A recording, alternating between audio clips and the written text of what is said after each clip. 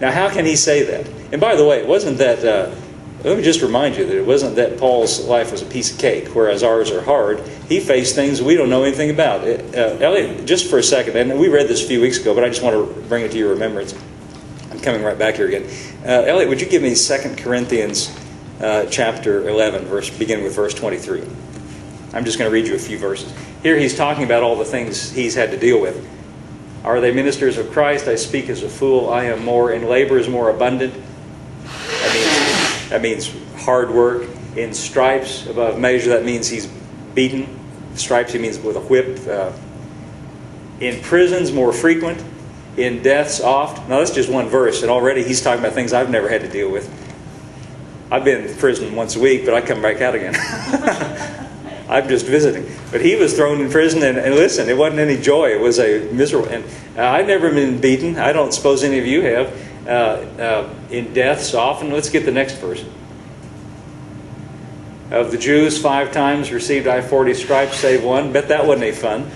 Let's get another one. Thrice was I beaten with rods. Once I was stoned. Thrice I suffered shipwreck. Night and a day I've been in the deep. Now, you know, I've got my problems, you've got yours, but I guarantee you, I don't think any of us have ever been in a shipwreck and tossed around for a night and a day, and I've never had stones thrown at me. Maybe verbally, but sticks and stones can, break my bones. Words never hurt, Beaten with rods. Let's get one more. In journeyings often, in perils of waters, in perils of robbers, in perils of my own countrymen, in perils of the heathen, in perils in the city, in perils in the wilderness, in perils in the sea, in perils of my... I'm tempted to laugh when I read this because it's like trouble, trouble, trouble, trouble, trouble. Let's get another one. It never ends almost. In weariness, in painfulness, watchings often, hunger and thirst, fastings often, cold and nakedness. One more. Besides those things that are without, that which comes upon me daily, the care of the churches. Now guess what? All these things he's talking about, these were real things, weren't they? Physical things. He felt these things. Listen, if you get rocks thrown at you, you feel it. It's real. I'm not here to say that it's not real. And all the things he's talking about, these are realities. But how can he say, Elliot, go back again to Acts chapter... Now keep all that in mind. Look again, Acts chapter 20, verse 24, the one we ended on. If you can do that. I'm giving Elliot a workout here today. And listen, think about all that stuff I just read to you. He says, none of these things move me. Well, how can you stand here and say, beaten with rods, stoned, and shipwrecks, and all these terrible things, doesn't move me? That's pretty powerful, isn't it? Doesn't move me. And not only that, he says, this course that I'm on, and keep in mind, the course he's talking about encompasses and includes all of that trouble. I'm going to enjoy it. How about that? Not only am I going to come to the end of it, I'm not going to come crawling through to the finish line, crying and upset and why me, Lord, and that kind of... He says, I'm going to enjoy it. How could he look at all the things that he had to deal with and say, doesn't move me and I'm going to enjoy it? Well, you want to know? Is it worth talking about? I think it is. Before we talk about what he found out and how he positioned himself that way, because I think if Paul can look at the things that he looked at and face the things he faced and said, doesn't move me, and I'm going to have joy. I'm going to enjoy my journey, and nobody's going to take it away from me. I think if he can do it, we can do it too. Don't you think so? Before we do that, I think sometimes it helps us to give a contrast and look at somebody who did not enjoy their journey as a contrast. The reason I do that is, this is going to seem strange to you. I said the reason I like to do this is I learned this from painting, from studying. When I was a child, when I was a kid, I took art lessons and I learned oil painting. And I got an education in that. And I found out that if you want to show something, if you want to show light in a painting, you have to show a lot of darkness so the light looks like light. You have to have a contrast. Or light doesn't look like light unless you have darkness to contrast it to. And if you want an example of that, the famous painter Rembrandt, his paintings are very dark. But then when he puts the subject and the bright light on the subject, it's brighter than it would be if everything were light. So I want to look at a contrast before we talk about how Paul enjoyed his journey. Go back to Ecclesiastes, which is written by Solomon, the son of David. This is right after the Psalms and the Proverbs. Right after Psalms and Proverbs. I think, Ecclesiastes is right after that. And here is a man who definitely was not enjoying his journey. Now, Solomon has a reputation of being the wisest man that ever lived, and I'm not here to question that. But the wisdom that Solomon had, and I think it's evident from reading this, it was an earthly human wisdom. Though he was the wisest man, look at the first couple of words of this book of Ecclesiastes, written by Solomon. Chapter 1, verse 1. I'm going to read the first 3 verses and then skip around a bit. The words of the preacher, the son of David, king in Jerusalem. Vanity of vanities, saith the preacher. Vanity of vanities, all is vanity.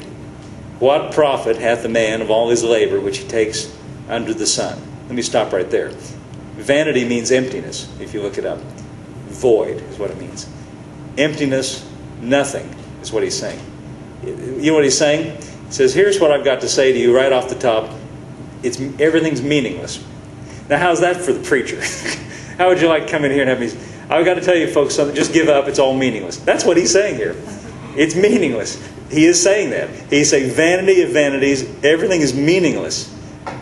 What profit does a person have with his work, his labor, which he takes under the sun? Now, this is a good opportunity, by the way, to tell you something that this might seem like a hair-splitting difference, but I think it's important to realize this. We understand that the Bible in its entirety is God's Word to us. But you've got to understand, sometimes people in the Bible are saying things that don't necessarily represent God's point of view. And this is one of those. We had an email, not really email, but on the internet, a discussion with an individual last week who wanted to know... The thing he wanted to know, and he wanted me to find a Bible verse to prove this, he wanted to say that God does not hear the prayers of sinners. In other words, if a person's not a Christian, God does not hear their prayers. Now, personally, I don't really believe that's true. But I'm not God, and I feel like I'll just defer to God and let Him hear whatever He wants to hear. But this person wanted me to find him a verse that said God does not hear the prayers of a person unless he's a Christian. And the only prayer that God will hear of a sinner is that I want to become a Christian. And that's what he wanted me to find. And the only thing I could think of that he might be thinking of was there's a story in John's Gospel where we just were of Jesus where he healed a blind man. And when he healed the blind man, the Pharisees who were jealous of Jesus came to him and said, well, this Jesus, he's a sinner. And the blind man said, well, that's a strange thing. He's speaking sarcastically. He says, that's a very strange thing that this man who is a sinner could have healed me. We know that God does not hear sinners. So in other words, see, the blind man says that we know that God does not hear sinners. Well, evidently this man who contacted me was thinking of that. Well, listen, just because the blind man says a sarcastic remark to the Pharisees doesn't mean that you can latch onto that and say, the Bible says God does not hear sinners. Now, I use that as an example to say, just because Solomon says here everything is vanity, everything is empty, what labor does a person take, what profit does a person taking his labor under the sun? This is not God talking. This is Solomon talking. Now, again, why do I take about 3 or 4 minutes to make that point to you? Did you know there are groups and individuals that run around and use Ecclesiastes as the basis for theology? The Jehovah's Witnesses, who I'm talking about. Listen, you've got to take it in context of who's talking. Now, this man, Solomon, he is saying everything is empty, everything is worthless. What profit does a person have in his labor under the sun? Let's look at verse 14. I'm just going to skip around and get some of the pointed statements he makes here. Verse 14 says, I have seen all the works that are done under the sun. Have you noticed 2 times he said that? Under the sun. I have seen all the works that are done under the sun, and behold, all is vanity. That's emptiness, pointlessness, meaningless. All is vanity and vexation of spirit. He said, I've seen everything that's done under the sun, and it's all pointless. He's not enjoying his life very much, is he? Look in chapter 2 and verse 11.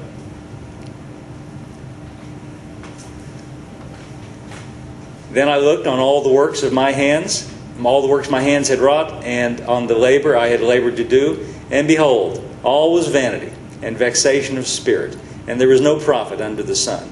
You notice how he keeps saying that? I looked at everything everybody else has done. I looked at everything I've done. It was all meaningless. It was all empty. It meant nothing. There's no profit under the sun. Let's see. I got one more here to read. Verse 17. How about this? Now, if you don't get what he's saying, here he makes it pretty plain. Therefore, I hated life. Now, would you agree this sounds like a different kind of point of view than Paul was talking about?